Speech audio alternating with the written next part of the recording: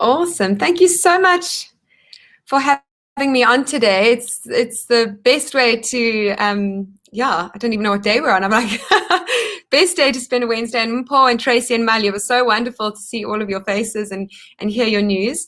So today, like you said, we're going to be talking about finding connection in the kitchen, which is a topic really close to our hearts at Caesarstone. Get this going. There we go. We are a tribal species. There is no way around this, despite what many highly individualistic cultures want us to believe. No person is an island unto themselves. We are born through connection, and it is through connection to others that we accomplish virtually everything else in life we do. Everything in life we do. We do not just prefer healthy relationships, but we need them. And that's from Johann Hari, which really resonates with me and leads into what we're going to be talking about today. We all now know that some of us can work from home, but I'm sure you'll all agree with me that isolation is not the answer. Is it all okay? Oh, sorry. I 100% believe that humans need connection, and what better place to nurture connections than in the kitchen. Even though we find Caesarstone in bathrooms and furniture and clever installations all around, we as a brand inevitably find ourselves constantly based in the kitchen. Not just in installation, but unraveling the mysteries of what is really needed in the kitchen and how we can enhance people's experiences there. If designed well and cleverly, the kitchen really is, you're probably going to think I'm going to say the heart of the home. It is the heart of the home, but I'm really tired of hearing that phrase. No, the kitchen to me is the gateway towards experiencing a healthier and happier mind, body, and life. And I really, truly believe this.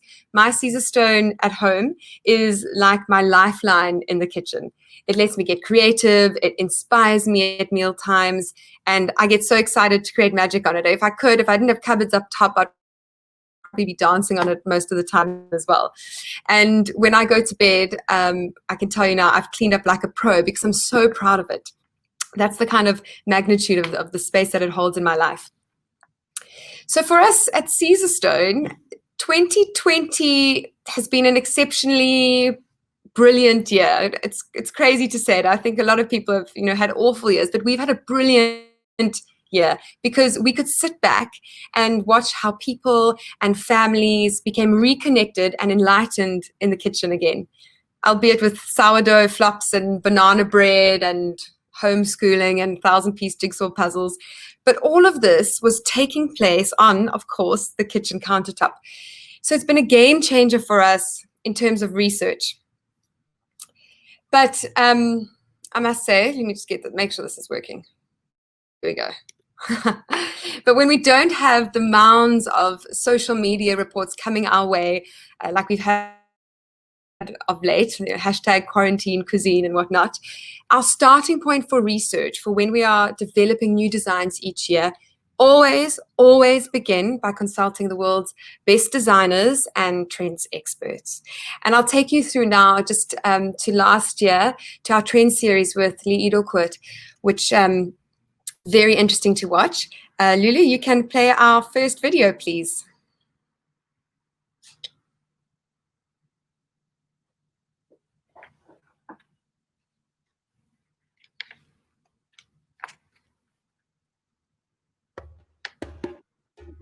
My name is Liedewij Edelkoort. I have several professions, actually.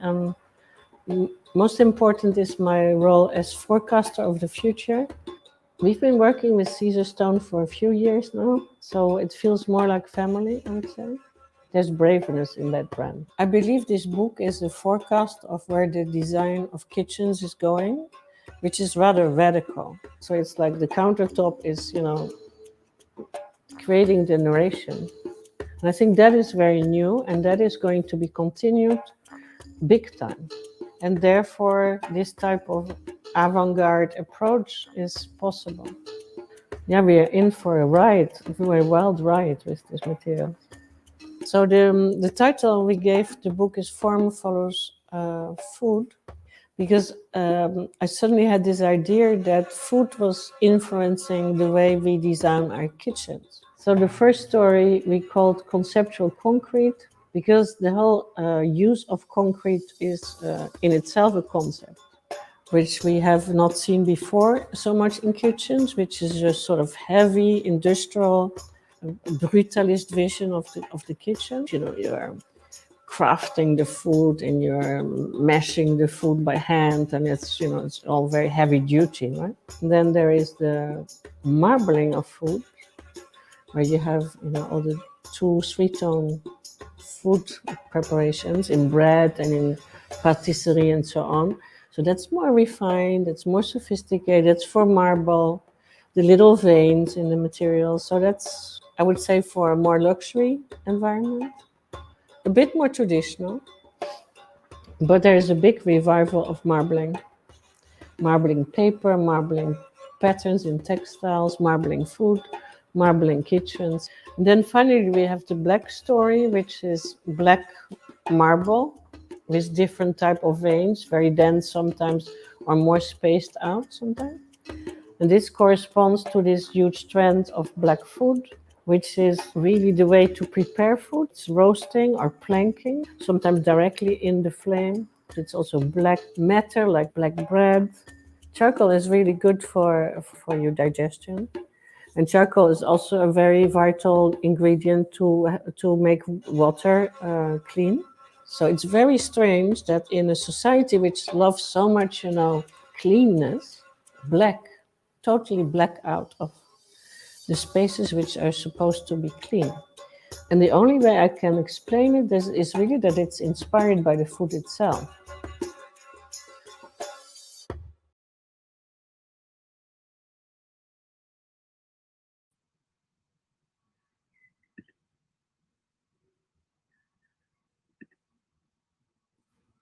Awesome. I think, yeah, I don't know, I'd do anything to be in the kitchen with Lee, just to experience her way of cooking and being. It's just brilliant. I'm just trying to get my screen to be shared again. I just want to make sure that everyone can see it. There you go. Awesome. Thanks, guys. Your tech team is just brilliant. So top designers, the designers and the trends experts that we're always consulting when we're trying to get really stuck into the process of creating new colors and new designs. You know, they're renowned for a reason. They use speculative design. They address problems. They look towards the future, and they're cerebral. So we know we can trust them. Tracy touched on it earlier, that the biggest role of the designer today is to look at what people's needs are and to solve their problems. And I think it's our duty to know where the customer's head is at, especially now. I find that people's and our customers especially, their perceptions and their expectations have changed in the last while. So it's really important just to get to grips with where their head is at, and it's one of our biggest priorities, especially at the moment. I think Charles Ames said it best when he said the role of the good host is to anticipate the needs of their guests, and we need to be like that as designers. And it's by focusing on this need that we discover, and not focusing on the design or the style that you're after, when you actually solve design problems. For us in our office, the next sort of stage of process of design, we call it stepping into the desert. Once we've identified the problem or the need that we need to address, we say we've got to step into the desert now, because our latest color collection that we welcomed in this year, the problem solving and the color development actually took place in the desert. So here's our research and development team in action, using honest material, making many mistakes, and really just embracing the new discoveries that they find. Can we play the second video, please?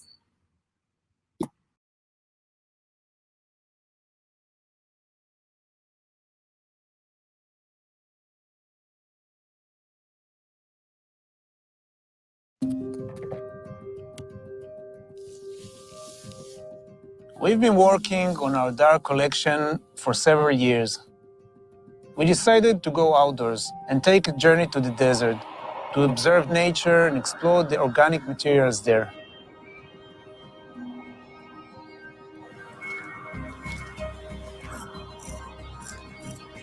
Night changes our perception of what's around us.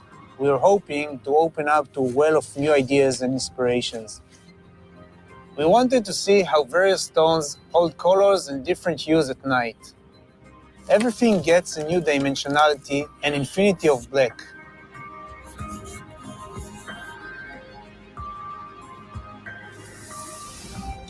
The Black Temple design has a complex composition of mineral-like layers. It captures the qualities of natural stone like travertine and slate. Warm whites expand across the slab in contrast to its black base.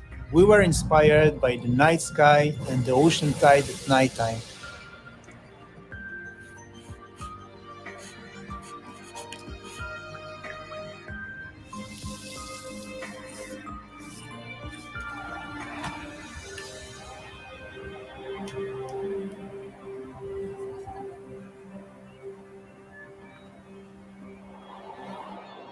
The obsidian has an industrial appeal with patinas and textures. There's a desire to capture the mysterious essence of alchemy, which is obtained here with metallic looks and finishes. We sought out metals in their natural state as they are extracted from the earth.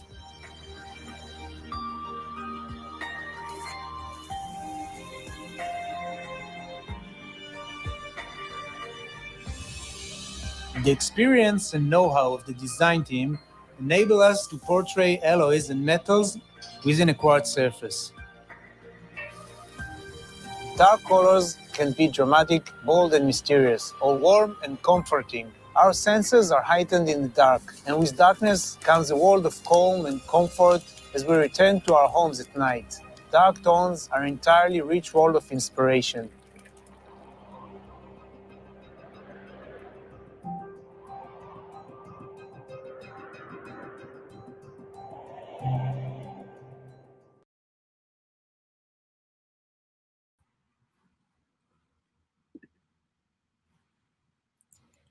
So featured there are two of the 4 new colors we brought in this year at the end of the video. Gosh, every time I watch this, I get envious. I wish I could be in the presence of that team while they're really exploring and getting stuck into the color development. I really urge everyone just to not stop exploring until your work is done, or until you consider your work to be done. This year's new collection that we've brought out, I consider to be one of the most significant ones yet, because they were developed without a doubt by being proactive as opposed to reactive. The design process that we follow at Caesarstone is seriously in depth and continues for years sometimes, until the formula just gets better and better, and our team works harder and harder and until they get it right, to ensure that we've got the best and most dynamic product that's available on the market. That video, in my opinion, really showcases how they just surrender to the design journey, and this way in which we design our new colors. It's the space where I just wish more designers could get to. I think it's where you really need to be if you want to make a change. We're so intentional about connecting with our customers and offering them so much more than they expect, and by sort of, I think, approaching the market differently, the market in its entirety, not just focusing on the product offering that we have to give. But it can't stop there, as Tom Dixon perfectly says here. You're never really happy as a designer. You're always in a state of perpetual dissatisfaction. That's my view, and that's what makes a good designer. You want to improve things. So I think, you really need to ask yourself, how do we be better moving forward? Are we being accountable? Are we offering a genuinely better product? Do you know where your products come from? Is it ethically manufactured or sourced? It should never be about cheap price, in my opinion. You have to make the best decision based on a holistic view. At Caesarstone, we have a plethora of design guides and training resources that can be made accessible to you, the whole design community. And our latest publication is an incredible virtual swatch book, which can be downloaded. And it discusses a massive variety of things, from best design practice to slab utilization and our new color technologies. And yeah, I mean, we just passionately believe that there is no excuse for ill-informed or average design these days, at the moment. So if we can assist the design community in any way to ensure that you get the most out of your projects, then you can count us in and connect with us. We are totally on board. So please do get in touch. Thank you so much for your time today. I think there is some time for questions. Look, yeah, no, all good. Anita and team, thanks very much for welcoming us and for putting together such a brilliant virtual design fair.